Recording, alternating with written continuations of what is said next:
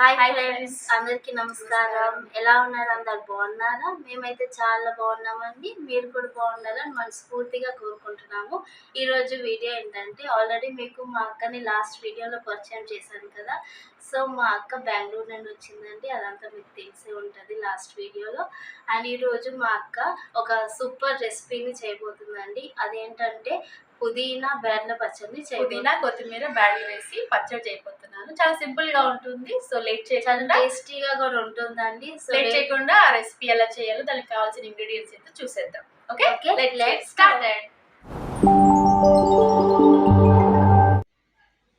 పచ్చెనగపప్పు 2 table స్పూన్లు, కందిపప్పు 2 table స్పూన్లు, మినప్పప్పు 1 టేబుల్ స్పూన్, కొత్తిమీర ఇలా సన్నగా కట్ చేసుకుంది 1 కప్పు, పుదీనా 2 కప్పులు ఫ్రెష్గా తీసుకున్నవి, టమాటాలు 5 నుంచి 6 వరకు ఇలా చిన్న ముక్కలుగా కట్ చేసుకోవాలి, పచ్చిమిరపకాయలు 10 వరకు తీసుకొని పొడవుగా కట్ చేసుకోవాలి, ఉల్లిపాయ మీడియం సైజు ఇలా చిన్న ముక్కలుగా కట్ చేసుకోవాలి, వెల్లుల్లి రెబ్బలు 5 నుంచి 6 వరకు, ఇలా కొద్దిగా చింతపండు తీసుకోవాలి, తాలింపుకి కరివేపాకు 2 ఎండుమిరపకాయలు.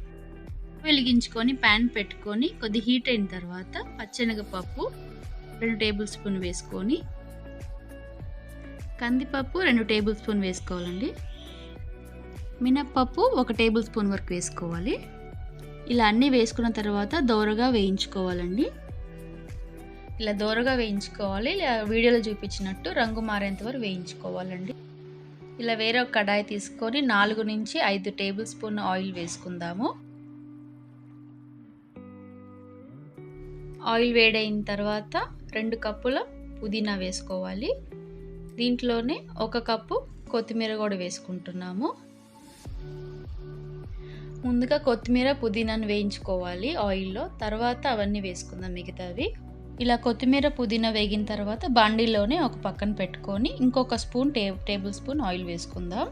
ఇప్పుడు ముందుగా కట్ చేసి పెట్టుకున్న మీడియం సైజ్ 5 టమాటాలు వేసుకోవాలి ఆయిల్లో.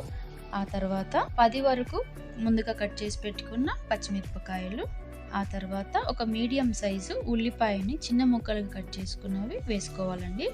ఇలా ఉల్లిపాయలు వేసుకున్న తర్వాత 5 నుంచి 6 వరకు వెల్లుల్లి రెబ్బలు, ఆ తర్వాత కొద్దిగా చింతపండు వీడియోలో చూపించిన విధంగా వేసుకోండి. తర్వాత 2 టేబుల్ స్పూన్లు సాల్ట్ వేసుకొని మొత్తం అంతా కలుపుకొని ఇంకాసేపు వేగనిద్దాము. ఇలా మధ్యలో అంతా ఒకసారి కలుపుకుంటూ ఉండాలి, అడుగంటుకోకుండా చూసుకోవాలండి. ఇలా వీడియోలో చూపించిన విధంగా ఈ రకంగా వేగాలండి. ఆ తర్వాత ఒక ప్లేట్లోకి అంతా మార్చుకుందాము. ఇలా ముందుగా వేయించుకున్న శనగపప్పు ఇవన్నీ కూడా ప్లేట్లో చల్లారనివ్వాలి.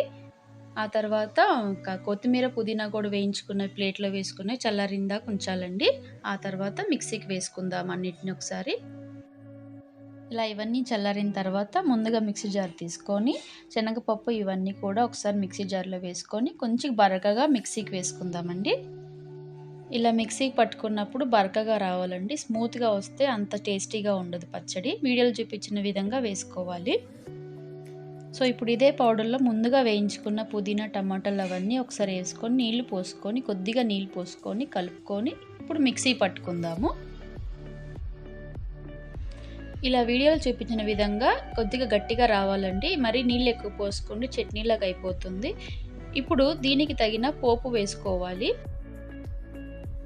ఇలా పచ్చడి రెడీ అయిన తర్వాత తాలింపుకి ఒక చిన్న కడాయి పెట్టుకోండి. దాంట్లో 2 నుంచి 3 టేబుల్ స్పూన్ల ఆయిల్ తీసుకొని, ఇలా ఆయిల్ వేడైన తర్వాత ఇప్పుడు పోపు దినుసులు వేసుకుందాము. 2 నుంచి 3 టేబుల్ స్పూన్ల పోపు దినుసులు వేసుకుందాము. ఇలా వేగిన తర్వాత 2 లెమ్మలు కరివేపాకు వేసుకొని 2 ఎండుమిరపకాయలు వేసుకుందాము. ఇలా పూర్తిగా ఇవన్నీ వేగనివ్వాలండి. ఇలా ఈ విధంగా చూపించినట్టు పచ్చడిలోకి పోపునంతా వేసుకొని గరిటెతో బాగా కలుపుకోవాలండి. ఈ పచ్చడిలో కొత్తిమీర పుదీనా కూడా ఉంది కాబట్టి ఆరోగ్యానికి కూడా చాలా మంచిదండి. మన తెలుగు వాళ్ళకి కానీ పల్లెటూరులో కానీ చాలామందికి పచ్చళ్ళు కారాలు అంటే చాలా ఇష్టపడతారు. సో వేడి అన్నంలో నెయ్యి వేసుకొని కానీ ఒట్టిదైనా కూడా బాగానే ఉంటుంది. ఇది కనుక రోట్లో దంచుకుంటే ఇంకా టేస్టీగా ఉంటుంది. సో మీరు కూడా ఎప్పుడైనా మీకు కుదిరినప్పుడు ఇంట్లో ట్రై చేసి చూడండి. ఎలా వచ్చిందో ప్లీజ్ కమెంట్ సెక్షన్లో కమెంట్ చేసి చెప్పండి. ఈ సింపుల్ అండ్ టేస్టీ రెసిపీ మీకు కనుక నచ్చినట్లయితే లైక్ చేయండి, షేర్ చేయండి, అలాగే సబ్స్క్రైబ్ చేసుకొని బెల్ ఐకాన్ క్లిక్ చేయండి. Thanks for watching.